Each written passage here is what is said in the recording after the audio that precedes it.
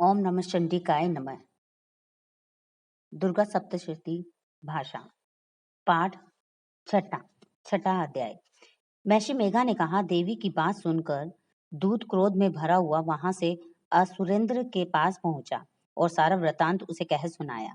दूत की बात सुन असुरेंद्र के क्रोध का पारावार न रहा और उसने अपने सेनापति धूम्रलोचन से कहा, धूम्रलोचन, तुम अपनी सेना सहित शीघ्र वहां जाओ और उस दुष्टा के केशों को पकड़कर उसे घसीटते हुए यहाँ ले आओ।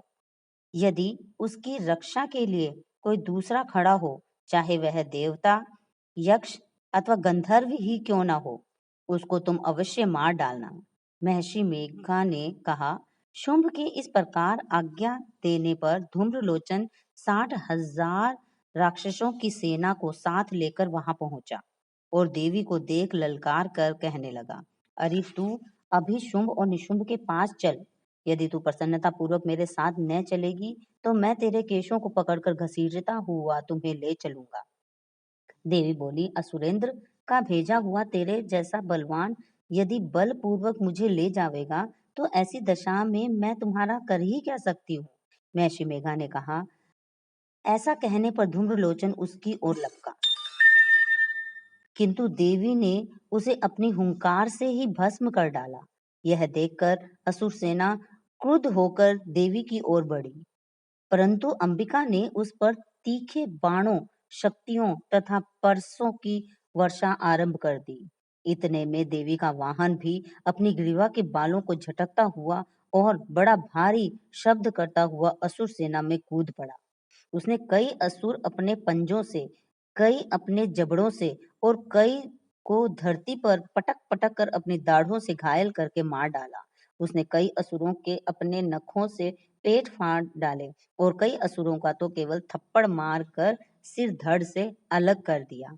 कई असुरों की भुजाएं और सिर तोड़ डाले और गर्दन के बालों को हिलाते हुए उसने कई असुरों को पकड़कर उनके पेट फाड़कर उनका रक्त पी डाला। इस प्रकार देवी के उस महाबलवान सिंह ने क्षण भर में असुर सेना को समाप्त कर दिया। शुंभ ने जब यह सुना कि देवी ने धूम्रलोचन असुर को मार डाला है और उसके सिंह ने सारी सेना का संहार कर डाला है, तब उसको बड़ा क्रोध आया। उसके मारे क्रोध के होठ फड़कने लगे और उसने चंड और मुंड नामक महाअसुरों को आज्ञा दी, हे चंड, हे मुंड, तुम अपने साथ एक बड़ी सेना लेकर वहां जाओ और उस देवी के बाल पकड़कर उसे बांधकर तुरंत यहाँ ले आओ। यदि उसको यहाँ लाने में किसी प्रकार का संदेह है तो अपनी सेना सहित उससे लड़ते हुए उसको मार डालो और जब वह दुष्टा और उसका सिंह दोनों मारे जावें तब भी उसको बांध कर यहाँ ले आना। जय माता दी। छठा अध्याय समाप्त।